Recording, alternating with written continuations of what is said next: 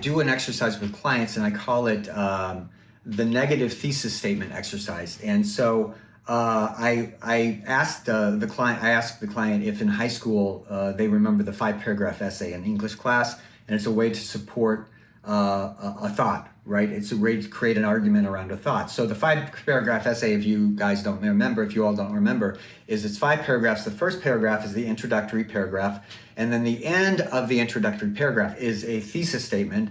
Let's just say the sky is blue, okay? And then you've got 3 paragraphs with topic sentences of different reasons why the sky is blue. Maybe the molecules vibrate at a certain frequency. Maybe the ocean and is reflected in the blue of the atmosphere, and maybe, so whatever it is that makes the sky blue. And then the concluding paragraph is, therefore the sky is blue.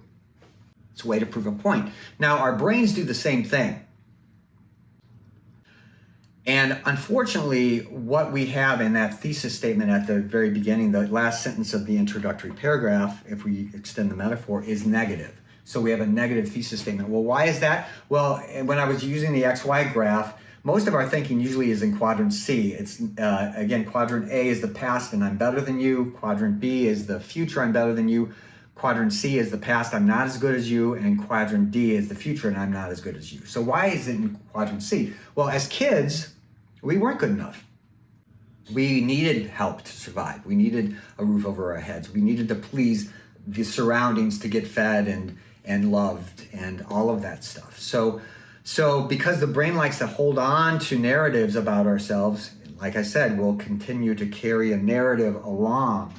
We do have the option to reframe that narrative and update it just like the software at any time, but we just don't do it because we just get distracted, especially nowadays with the hustle and bustle of modern society and the inundation of social media and being on and plugged in all the time. So we don't really think about that. Now, what's the problem with having a negative thesis statement? Well, the problem is your brain is like a police scanner. So it's going to scan your day to support that thesis statement. Just like the 5-paragraph essay, if I wanted to support reasons why the sky is blue, I'm going to find those and figure them out. Now, so if we have a negative thesis statement about our lives, we're going to police scan through our days and hang on to the negative things that happen to us. And there's positive things that happen to us and negative things happen to us. You know, it's up and down. That's the way we are as human beings. We have good things, bad things happen to us throughout the day. But if we're trying to prove even subconsciously a negative thesis statement, we're going to hang on to those negative thoughts and create a story around them. And therefore, my life is in disorder.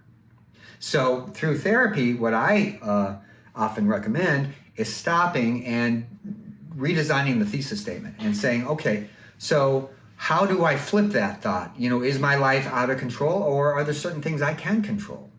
And then let's create a thesis statement around, hey, you know what? I'm in control a good amount of the time. So let's go out through my day and see what I can control or see what I am capable of doing versus fearing the wilderness with that external locus of control. It's not the events in life, it's how we perceive the events in life. And look, I want to be sensitive to people's station in life, and if you don't have enough money to pay the rent, I understand that's a big problem. But it's not helping you to worry about it or beat yourself up about it. We have to look at it as a problem to solve.